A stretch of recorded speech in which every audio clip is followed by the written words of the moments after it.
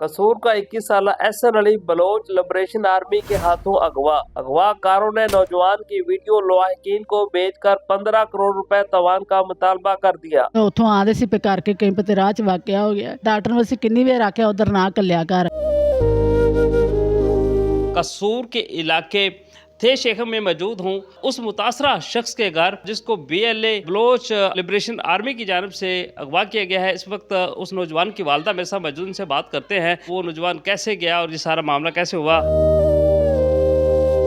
मेरा बेटा 2 तरीक से गया सी, 9 तरीक से गवा हो गया। उत्थे कोई हादसा होया, 2 कतल हो गए ने। मेरे बेटे ਨੂੰ ਨਾ ਗਵਾ ਕਰ ਲਿਆ। ਅੱਜ ਤੱਕ ਪਤਾ ਨਹੀਂ ਲੱਗਦਾ ਪਿਆ ਕਿੱਥੇ ਆ ਤੇ ਕਿੱਥੇ ਨਹੀਂ ਦਾ। ਤੇ ਜੇ ਪਤਾ ਲੱਗਾ ਉਹਨਾਂ ਵੀਡੀਓ ਭੇਜੀ ਤੇ ਉਹਨਾਂ ਨੇ ਡਿਮਾਂਡ ਬੜੀ ਰੱਖੀ ਸਾਥੀ ਅਸੀਂ ਦੇ ਨਹੀਂ ਸਕਦੇ, ਸਾਡੀ ਹਕੂਮਤ ਕੋਈ ਮਦਦ ਕਰੇ। ਅਸੀਂ ਸਾਰਿਆਂ ਤੇ ਗੁਜ਼ਾਰਿਸ਼ ਕਰਨੇ ਆ ਸਾਡੀ ਮਿਹਰਬਾਨੀ ਕਰਨ ਤੇ ਮੇਰਾ ਬੇਟਾ ਵਾਪਸ ਦੇ ਦੇਣ ਮੈਨੂੰ।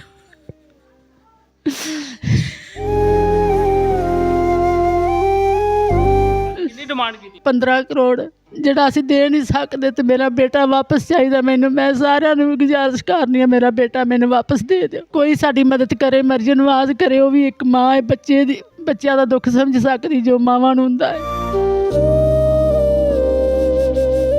ਕੀ ਕੰਮ ਕਰਨ ਗਿਆ ਸੀ ਉਧਰ? ਕੈਂਪ ਲਗਾਉਂਦੇ ਸੀ ਜਿਹੜੇ ਕੰਨਾਂ ਨੂੰ ਆਲੇ ਲਾਉਂਦੇ ਨੇ ਉਹ ਲਾਉਣ ਗਿਆ ਸੀ। ਉੱਥੇ ਹੀ ਆਉਂਦਿਆਂ ਪਿਆ ਨਹੀਂ ਗਵਾਹ ਹੋ ਗਿਆ ਨੇ, ਪਤਾ ਨਹੀਂ ਉਹ ਕਿੱਥੇ ਲੈ ਗਏ ਨੇ ਤੇ ਕਿੱਥੇ ਨਹੀਂ ਲੈ ਗਏ। ਉਹ ਆਪ ਗਿਆ ਨਹੀਂ ਦਾ ਤੇ ਉਹਨਾਂ ਬੰਦੇ ਇਕੱਲੇ ਨੇ ਤੇ ਆਉਂਦਿਆਂ ਉਹ ਘੇਰੇ ਗਏ ਨੇ।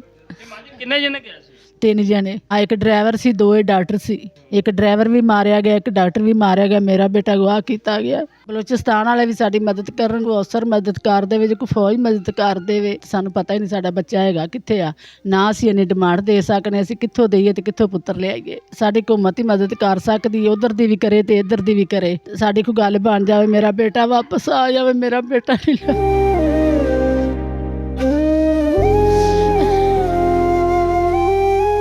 ਮੇਰੀ ਲੱਤ ਟੁੱਟੀ, ਮੈਨੂੰ 2.5 ਮਹੀਨੇ ਹੋ ਚਲੇ ਨੇ ਮੰਜੀ ਤੇ ਪਈ ਨੂੰ। ਸਾਡਾ ਉਹੀ ਸਹਾਰਾ ਸੀ ਤੇ ਉਹ ਵੀ ਉਧਰ ਗਵਾ ਆਇਆ ਸੀ। ਕਿੱਥੋਂ ਖਾਈਏ ਤੇ ਕਿੱਥੋਂ ਪੀਏ।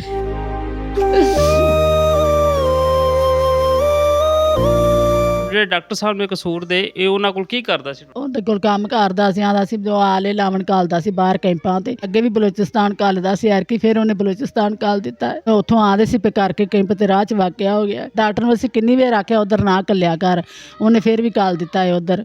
ਤੁਹਾਡੇ ਬੇਟੇ ਨੇ ਡਾਕਟਰ ਸਾਹਿਬ ਕੋਲੋਂ ਕੋਈ ਆਦੇ ਪਿਛਲੇ ਪੈਸੇ ਵੀ ਲੈਣੇ? ਹਾਂਜੀ ਲੈਣੇ ਸੀ ਪੈਸੇ, 70,000 ਰੁਪਇਆ। ਤੇ ਉਹ ਗਿਆ ਸੀ ਲਾਲਚ ਨੂੰ, ਆਂਦਾ ਸੀ ਚੱਲ ਮੈਂ ਇੱਕ ਕੈਂਪ ਘਰ ਆਣਾ ਤੇ ਮੇਰੇ ਉਹ ਵੀ ਨਿਕਲ ਆਵਣਗੇ। ਸਾਨੂੰ ਨਹੀਂ ਸੀ ਪਤਾ ਸਾਡਾ ਬੇਟਾ ਲੁੱਟਿਆ ਜਾਣਾ ਹੈ ਉਧਰ।